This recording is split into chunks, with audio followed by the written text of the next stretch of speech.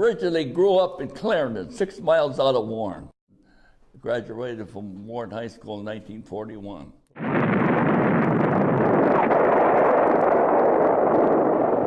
December 7th, 1941, a date which will live in infamy. I didn't think about it then, because let's see, I probably was a sophomore then, or a junior in high school. Mm-hmm. And I wasn't, you know, you think about it, but you're not worried about it. I was drafted. So you get a letter in the mail. What'd you think? Well, what could you say? You had to go and take a physical. Next thing you know, you're leaving Warren. We went to Indian Town Gap, and then from there, we shipped around a couple spots, and then the next move was riding the train into Fort McClellan, Alabama. Mm-hmm. And that's where I took a basic. I'll give you an incident. The blacks still rode in the back of the bus. And one day we were going from the camp into town. The bus pulls up, and a black guy goes to get in the front door. And the bus driver told him, you go in the back door. He says, where I come from, he says, I get in any door. He says, you're not where you come from. You're here in Alabama, and you're going to get in the back door, you're not going. And that's the first time I had an incident how they treated blacks down there. It was a repple-depple, they called it. You just shipped in, and then you're waiting to get your next shipment.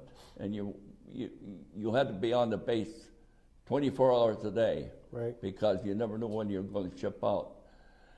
And from there, we went right straight to Virginia and boarded the boat to North Africa. There's about 10,000 guys on that one ship. Wow. And you stood up to eat. You know, they just had long tables. You stand up there and eat. Jesus, guys get seasick and everything else. And it's a hell of a mess going over. And we went straight to Casablanca. We unloaded in Casablanca. Now, the war was over in Africa. Mm-hmm. And the only thing while we was waiting to get assigned a unit, the 45th come straight from Europe, straight from the United States, and invaded Sicily. And 19 days after they was in there, they needed replacements, and that's when some of us got. There was about 7 or 8 guys from Warren that was in the 45th. We all went up into Sicily, and then that's where we got our first combat.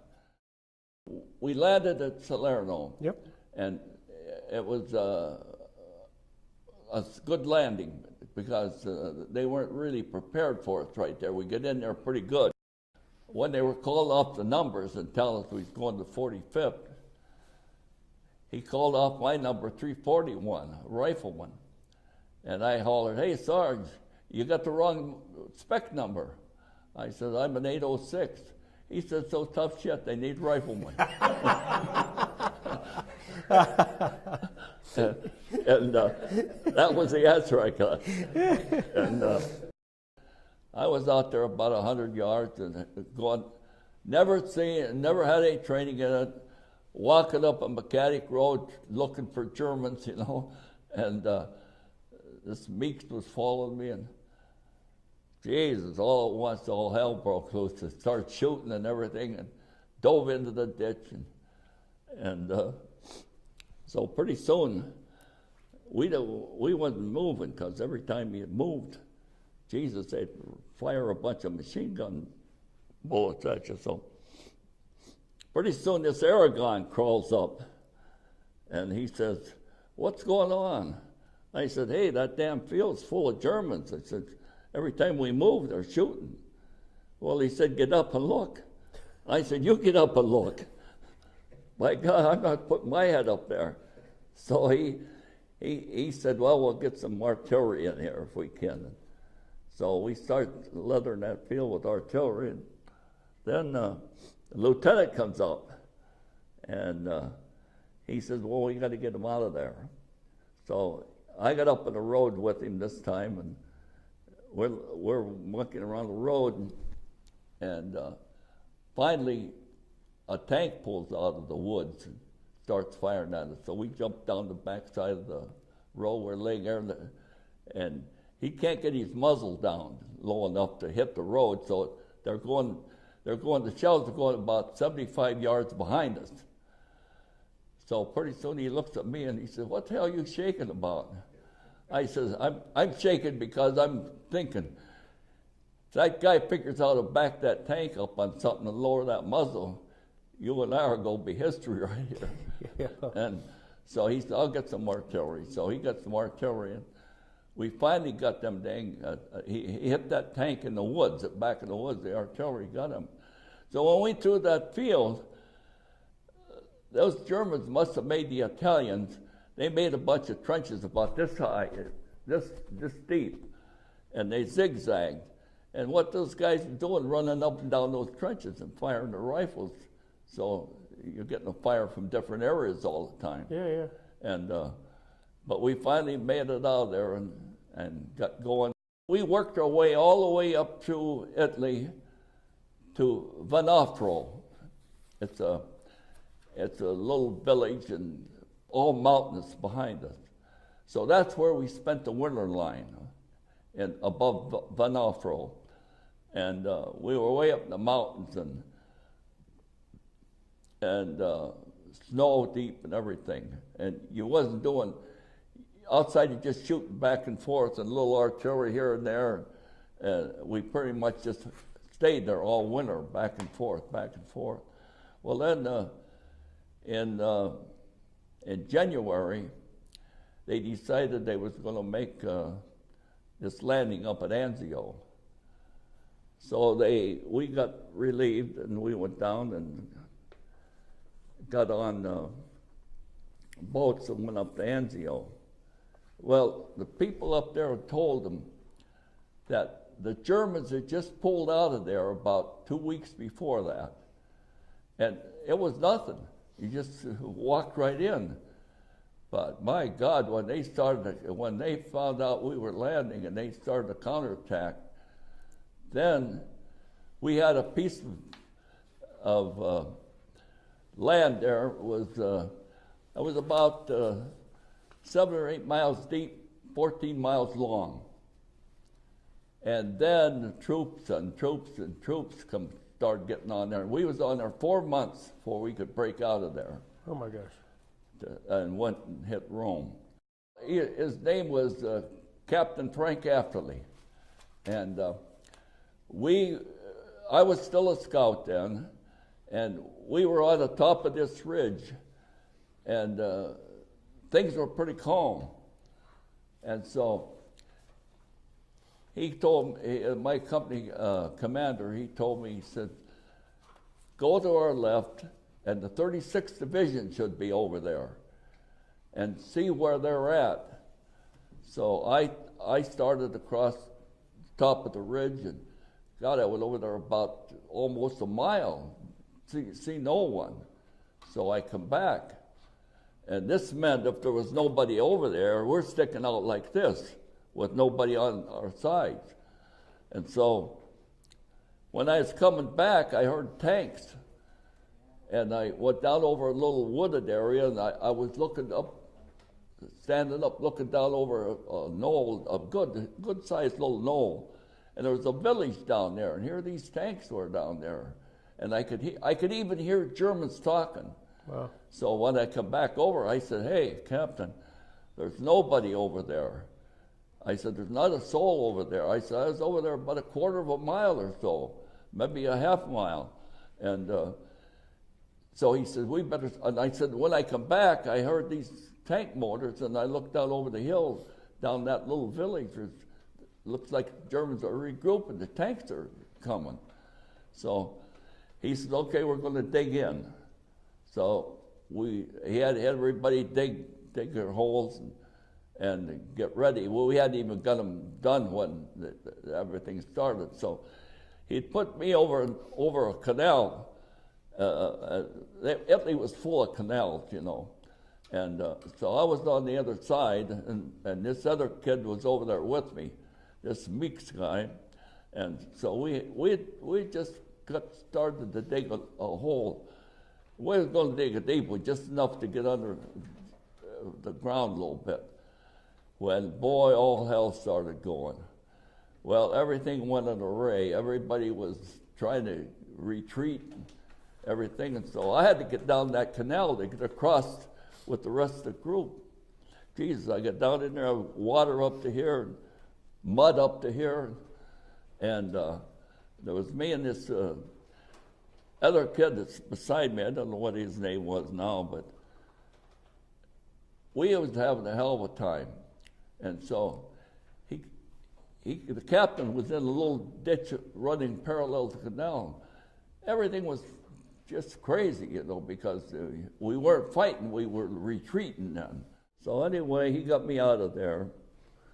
And we had a company of about 200 men, and that day alone, we lost about 100 guys. Oh, gosh. And captured, probably wounded, and everything else. But we were retreating. We couldn't, trying to get down where we could dig in. Well, finally we got back there where we could dig in, and we dug in again and got some, then they start bringing some reinforcements up in. And so we were there about, I'd say 3 or 4 days. Now, show you how unlucky you could be, say. My squad sergeant, we were all dug in, and I didn't see him when it happened, but I saw this guy Baghdad was dug right in next to him. It was an old guy in our squad. They called him Baghdad. I often wondered what the word Baghdad, what they were referring to, but he was a Syrian, and they called him Baghdad. And later on, I found out what Baghdad meant. And so anyway, we got back there and dug in and held them there. And my squad sergeant got an 88 right in the goddamn foxhole. His foxhole blew both. This Baghdad told me this. He was right next to me. He said, it blew both of his legs off. And he kept saying, my legs, my legs. And Baghdad was saying, don't worry about it. Don't worry, you're all right. And hell, he died right there. Mm. And so we had regrouped there and held them, and then we started pushing back again.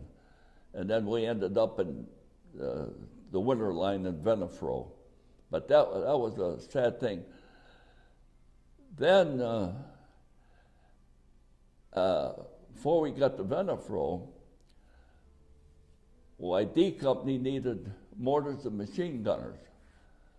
And so I had the captain come and told me, he said, I hate to lose you, but he said, you had training in mortars and machine guns, and they lost a squad of mortars and a squad of machine gunners that was with us when this thing all started. And so he said, you have to go to D Company now. And so bid him goodbye and everything. And then I think it was about 2 months later, I seen some C Company's guys, and I asked him how Captain Africa was, and they said, hell, he got up and tried to take a machine gun nest out by himself and got killed. Mm. And that was the captain that sort of saved you in that canal? Saved me, yeah. Oh, gosh. Is this hard to talk about? Yes, very much.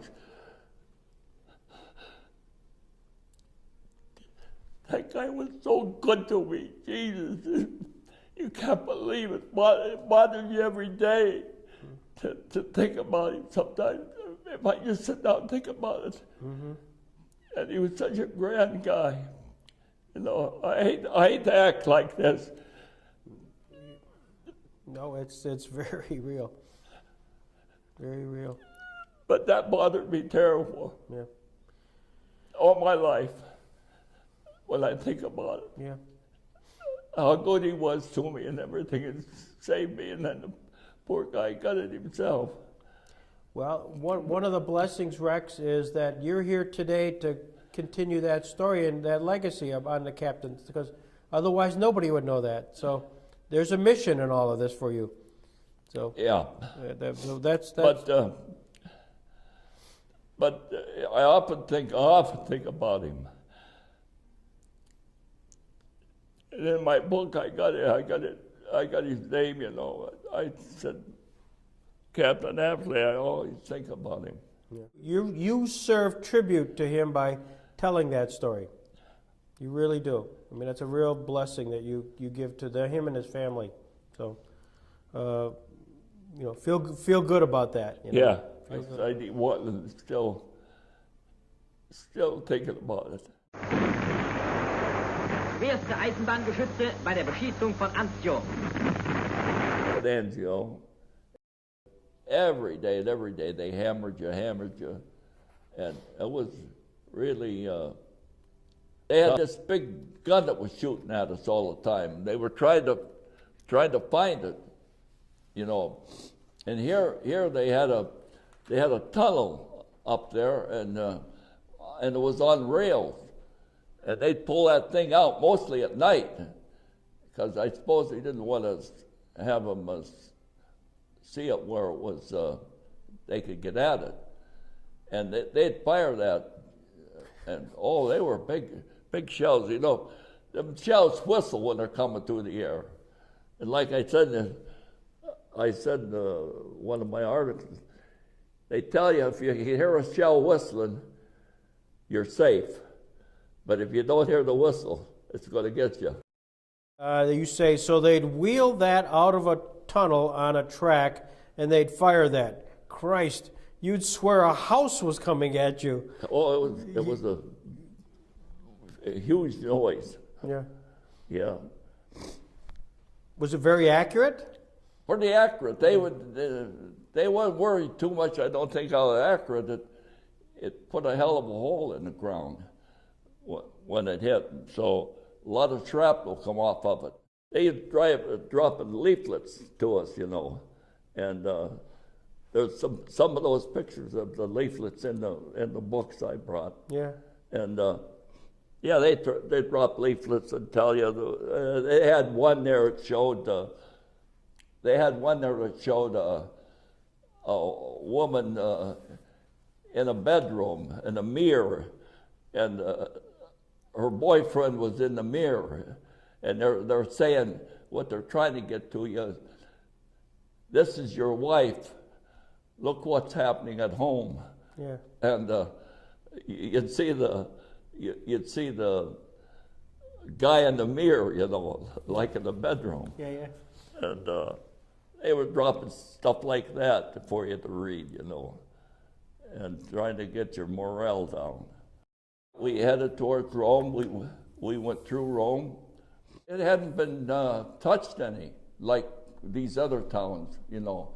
They might have had a shell or two come in, but it was in good shape. Now, next one was we invaded southern France, and we invaded them by St. Maxine.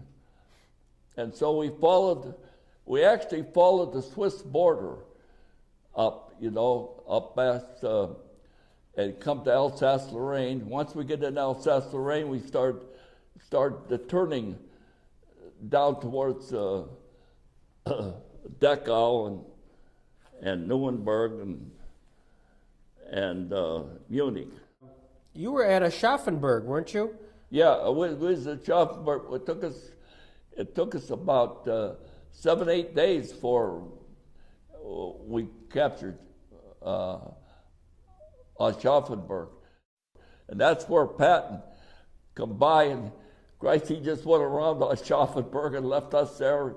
We were a week taking that town, and he goes on about 20 miles on across the plains there, chasing the Germans. Did you ever have a chance to see him at all, or did you see his... Only in Sicily.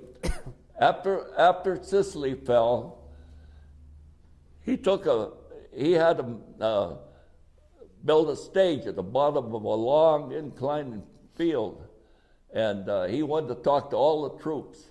So he was on the stage, and we were sitting on the banks, and he got up there, and he was telling us how proud and everything he was, and he was ripping and cursing, swearing.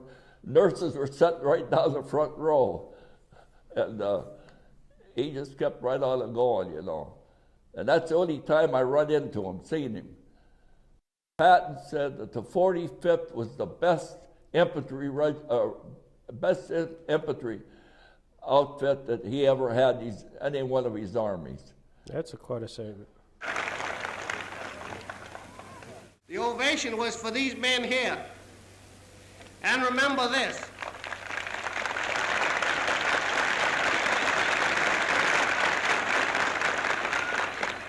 Starting in the Nuremberg, you know, they were really, all hell was breaking loose, you know, and shelling and everything else. And like I said in that paper, Christ, one of our own planes come down, start strafing us. And just lucky you had some buildings to get behind. But the city was pretty well leveled. Oh, it's leveled, yeah. Well, they were leveling that right down. Munich, you know, didn't get nothing like Nuremberg. Nuremberg was just leveled, you know, everything was smashed up. Going down this, in Munich, you know, we started down this different streets in Munich. And it was wonderful to think of, God, because the Germans were retreating. And we garrisoned Munich about, I'd say it was about a month. And then that's when they started getting the 45th ready to go to Japan. So I had enough points for about 6 months before the war ended to come home, but no transportation. You got points for so many things, and 83 points, you're allowed to come home. And so I ended up, there was no transportation, and so they were taking us out and putting them. And so they sent me over to Innsbruck, up in the mountains above Innsbruck, with the 1st Division. They were over there garrisoned that area. And so I spent about, I'd say about two or 3 months over there. And the 45th was on their way to Japan. And the war was over while it was out on the ocean. So they turned the complete fleet around and come into New York City. And hell, they beat me home by about a month. I'm over in Austria. Sammy was a friend of mine all through high school and everything. And he was with another regiment, another battalion in my regiment. And he used to relieve us. We relieve him, he'd relieve. And so it was another thing. They always told you to pick you out every so often. Go out and get us a prisoner. Hell, you never been there, you didn't know where you was at. How are you going to get a prisoner? But you'd go out. So this one time when we was changing, relieving Sammy's company again, well, I'm looking around and I says, hey, where's Scalise? I don't see him around here. He went out on the patrol, never come back. So after the war, Sammy was telling me, he said, I'd done that a couple times. They send me out, try to get a prisoner. Well, hell, you didn't even know where you were at, so I just go out, and I wouldn't go out too far because I didn't want to be the prisoner like Sam was. But he said that 3 young guys got him, and out there in the middle of the night, and he said he knew a little bit of Italian, and those German kids that knew a little bit of Italian. So they said to him, Gripes, here we are, never mad at each other, never knew each other, and we're trying to kill each other. And he said they were real good to him. And so they sent him back. He spent the whole war from September when we first landed. He spent the whole war in captivity.